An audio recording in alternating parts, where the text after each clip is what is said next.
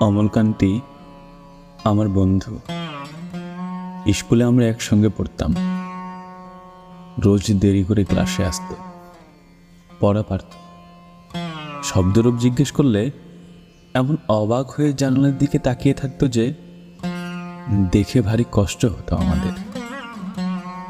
আমরা কেউ মাস্টার হতে চেয়েছিলাম, কেউ ডাক্তার, কেউ বা উকিল। অমলকান্তি সেসবের কিছুই হতে চায়নি। সে রোদ্দুর হতে চেয়েছিল।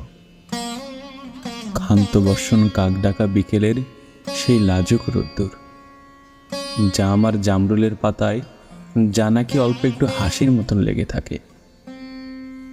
আমরা কেউ মাস্টার হয়েছি, কেউ ডাক্তার, কেউ বা উকিল। অমলকান্তি রোদ্দুর হতে পারেনি। সে এখন অন্ধকার একটা ছাপাখানায় কাজ করে।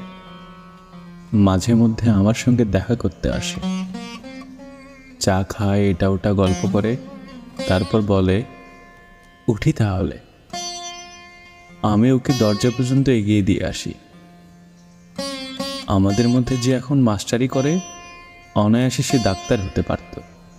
যে ডাক্তার হতে চেয়েছিল, উকিল হলে তার এমন কিছু ক্ষতি হতো না। অথচ সকলেরই ইচ্ছা পূরণ হলো এক অমলকান্তি ছাড়া।